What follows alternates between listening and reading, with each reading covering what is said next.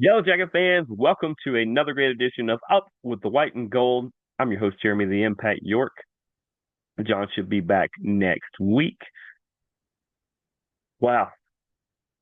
Wow. What can we say? What can we say? You tried to make it look good at the end. It wasn't enough.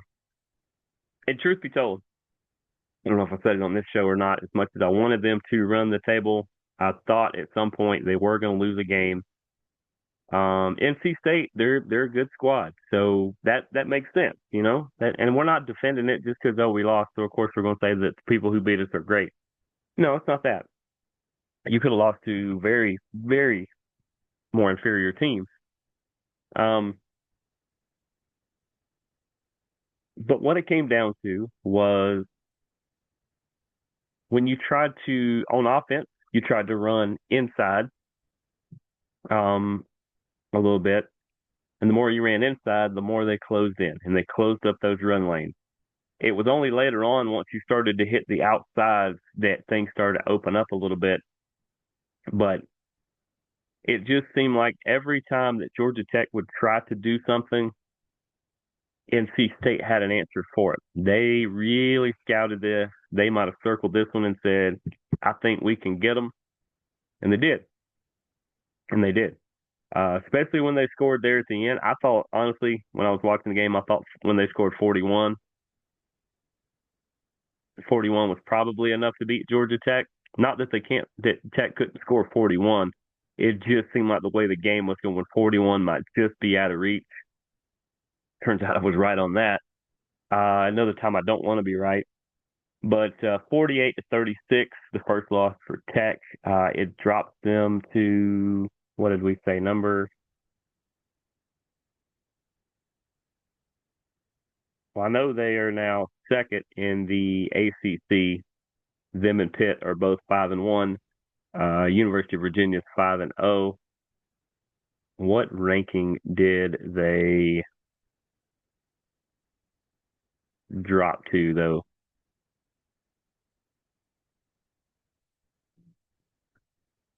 Where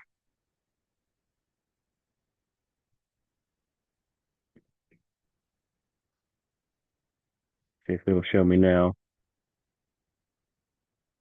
It dropped them to 17. That's disrespectful. That's disrespectful. They were the number 7 or 8 or 9 team. You drop them almost 10 spots. You tell me that those other teams are better? One of them's in the ACC. A couple of them are. You saying Virginia and Louisville are better than Georgia Tech? What seasons are you watching? Is there anybody else above them? No. Those are the well, I mean they got Tech above Miami. I think that'd be a good matchup. That's kind of the one I'm kind of hoping for. But that's man, that is disrespectful. And of course I'm not done with this game. There's more I do want to talk about with it. And you had their quarterback, what's his name? CJ Bailey. He played one of the games of his life. Now he's really good, but he played one of the games of his life. He seemed like he was dinged up. He he had the bad wheel that kept getting hit and kept getting hit. He normally the last time these two teams matched up, he ran for like 80 plus yards or something. He only had 34 tonight, but he didn't need it because Jaden Scott, 24 carries for 196 yards and a touchdown, including a 69-yard scamper. Uh, just could not figure out Jaden Scott. Could not figure him out at all. Nobody else really ran on you at all. And when you did kind of start to step in front of Jaden, that's when Teddy Hoffman and Noah Rogers and Terrell Anderson all just picked up the slack. Um, Finding Cody Hardy on that 26-yard play and the touchdown. Hoffman ended up with the other one. It just it just seemed like as good as this defensive line is for Tech, they just couldn't quite. keep Jaden Scott in front of them. And then our offensive line on the other side, he only gave up 2 sacks. And honestly, it was on 2 plays that, a couple people split them. But when Tech was trying to get things going, it seems like the down the field play was not there. And so when the down the field play is not there, you have to try to play small ball. Tech can play small ball. I'm getting choked up about it. They can play small ball, but that's not. It's the medium and the long plays that set up those short ones. They had some flat plays here and there, and they had some other. They had some things here and there that were working. They could get some short yardage. Haynes King ran for a little bit here and there, but it just seemed like they never got more than just a little bit. There was never a lot of big chunks, and the chunk plays is really where a lot of the things should have been. That being said, Haynes King did throw 25 for 35 for 408 yards, 2 touchdowns. That interception at the end is going to go against his numbers, but it's a Hail Mary play. It's a Hail Mary play. He was trying to get it down the field. He threw a little off balance. Good defense, is what it was. But that one, unfortunately, will count against him. He did run for 103 and 2 touchdowns. That's the thing. If CJ was Gardner in his name, CJ Bailey, sorry, CJ Bailey, had he been 100% healthy, I think his numbers would have looked a lot more like Haynes King, and this would have been a little more lopsided. I think he was limited by his mobility, but outside of Haynes, man, Malachi Hosley, 30 yards. Jamal Haynes, 14. You can't have that out of the A and B back. Cannot have it. I mean, maybe Trelane Maddox needs a couple more snaps or something like that. I mean, he had 1 for 4, but Jordan Allen with a big catching day, Eric Rivers, Brett Seether, even Luke Harper had a pretty good day that way, with Zion Taylor and JT Burns catching the touchdowns. I like that everything was spread out and they really went after, just we're gonna throw it at whoever's open, whoever's getting open. We're gonna keep rotating people in. We're not gonna just say, hey, he's our top receiver, or hey, here's the hot hand we should just go to. No, Brett Key says we're gonna spread it out. We're gonna try to do everything we can. The lone stack going to Akilo Stone. A good bit of tackles. They tackled as much as NC State did, but I mean, I know what people said too. Well, Aaron Burr missed that field goal. He did, the one right before half. But what's another 3 points do? Now you lose by 9 and not 12. And he hit the other 3 and all the extra points. So he accounted for 12 points on his own. So were you mad at him that he didn't account for 15? The game can be won and lost on more than just a kick, and to let it come down to, if you try to pinpoint that, it's like sure, maybe the momentum swings a little bit here and there, but I don't think that kick affected as much as you think it did. And think about this: Georgia Tech punted 1 time, and Marshall Nichols put it in the air for 42 yards. 42 yards, and he only kicked 1 time. He could have easily shanked that, and that could have been really terrible. But overall, in the end, NC State, they're 5-4 overall. Georgia Tech now to 8-1. They get a week to think about it before they get Boston College, and that'll be next week at 3:30 on the ACC network. Boston College at 1-8 should be one they win. Should be one they win. To finish out the year, they get at the moment number 24 Pitt at home, and they will host the Georgia Bulldogs on the last game of the year, just after Thanksgiving on that Friday. They will host that at Mercedes-Benz Stadium, which is where I kind of think they should play most of these matchups nowadays between those two. Georgia's got a Florida Georgia thing at Jacksonville. Why wouldn't you do one with Tech here at a bigger stadium and work out to whoever's the home game gets part of the proceeds?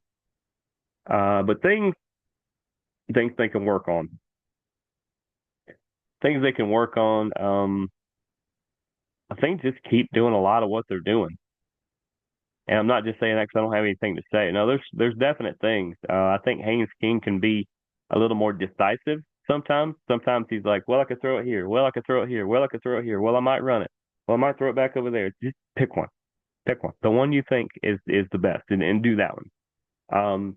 Something they definitely could do better is run the football with the running back. I don't know if it's just the running backs aren't picking the right lanes, if the play calls got them in the wrong schemes, or if it's just not good run blocking up front. The pass blocking seems to be there. Maybe it's the run blocking. I don't know. But whatever it is, they definitely can look into that. On defense, sacks are sacks. It would be nice to have a higher sack total, but it's not the be all end all. I think containing running backs and pressuring the quarterback is the main focus, and that's really what they should be trying to do.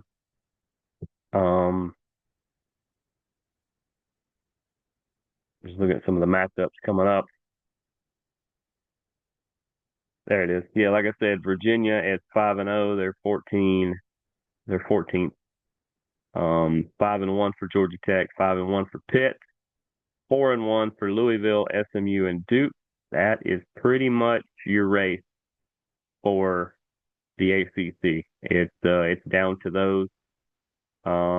Georgia Tech's got 2 to go, and so does Pitt, and 3 to go for Louisville, SMU, Duke, and Virginia. So we will see how that plays out. I'm sure a lot of them play each other, but Miami at 2-2, completely done. So is Virginia Tech, NC State, Wake Forest, Cal, Clemson, Stanford, UNC, FSU, Syracuse, and definitely Boston College. So the guys get a week off. Hopefully get some people healed up. Haynes is always dinged up, so we might as well get him cleared up. And also you get a chance to really study the rest of your schedule. Boston College, for sure, because they're next up. Pitt, they're going to give you some fits, and that could potentially be to see who the second team into the ACC championship is going to be. I very much think that is possibly the only way that Georgia Tech makes it into the playoff. I wish there was other ways, maybe being runner-up in it, but more than likely they're going to load it up with SEC and Big Ten teams, whether we like it or not. And I think Georgia Tech's going to have to win the ACC to get in that tournament. I just really think that's what's going to happen. But like I said, Georgia Tech and Pitt are going to have to play in, 3 weeks. I think that's right before Thanksgiving. And then right after Thanksgiving, they get Georgia at the short turnaround. So we'll just see how it goes. I mean, this team has already exceeded expectations for a lot.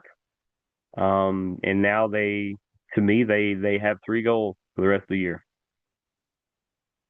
The 3 goals are to beat Georgia, win the ACC, make the playoff.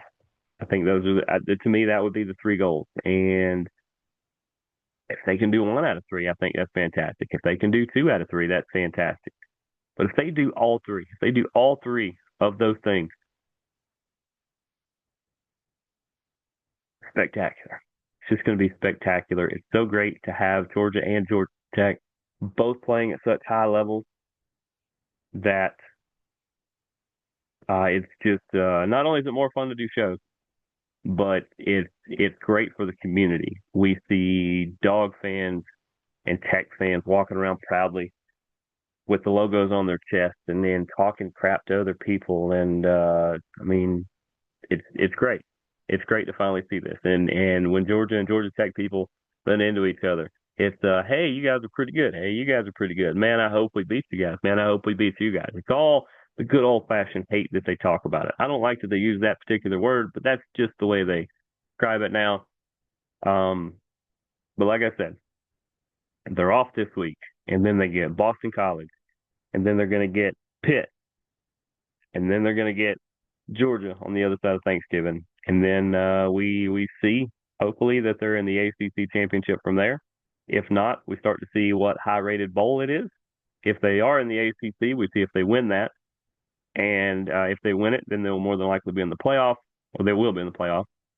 And if they don't win it, there's always that chance they backdoor sneak their way in, or you look for an even higher bowl than you would have got had you not been at it. Tech fans, be real excited, be real proud of this team. They are doing some really great things.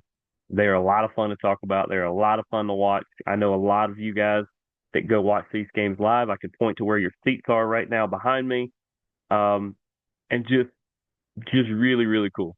So other than that,